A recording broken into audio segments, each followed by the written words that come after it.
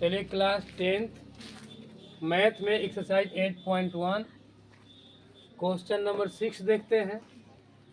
दिया हुआ है यदि एंगल ए और एंगल बी न्यून कोण हो, जहां cos A is equal to cos B, तो दिखाइए कि angle A is equal to angle B. तो सबसे पहले हम लोग त्रिभुज एक मान लेते हैं, समकोण त्रिभुज। समकोण त्रिभुज में जैसे यहाँ पर सी मान लेते हैं, ये ए हो गया और ये बी हो जाएगा। अब कोस ए का मान निकालना है। कोस ए बराबर आधार बटे में कर्ण होगा, तो ए के सामने की भुजा क्या होगी?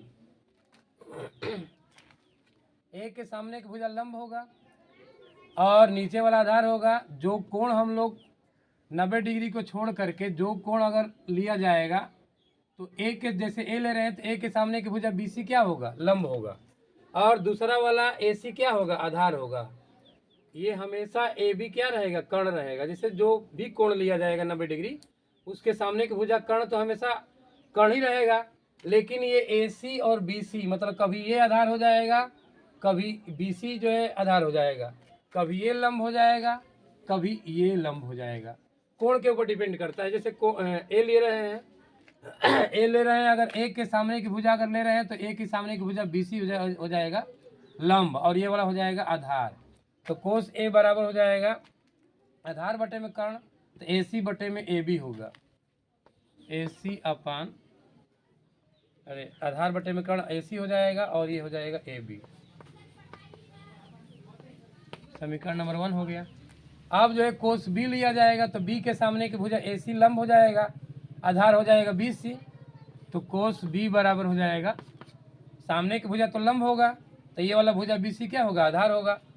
तो बी सी बटे में, और कर्ण का मान हमेशा ए बी वही रहेगा, ए बी लिख लेंगे। ये समीकरण नंबर 2 हो जाएगा। हम लोगों को दिया है कि कोस ए बराबर कोस बी, तो अब ये वाला लेफ्ट हैंड साइड कोस ए और कोस बी बराबर है, इसलिए ये वाला राइट हैंड साइड इसके बराबर होगा। अर्थात A C upon A B is equal to B C upon A B. A B से ए बी कट जाएगा, या लिख लेंगे ए सी बराबर बी सी, ए सी बराबर बी सी। और जब ए सी बराबर बी सी हो जाएगा, ये वाला भुजा इस भुजा, हाँ ये वाला भुजा ए सी, ये वाला भुजा बी सी के बराबर हो जाएगा। तो जब भुजाएं बराबर होती है तो उनके सम्मुख कोण अर्थात ए और बी क्या होगा? बराबर होगा। इसीलिए लिख लेंगे कोण ए बराबर कोण बी। कारण क्या है? बराबर भुजाओं के सम्मुख कोण है। बराबर भुजाओं के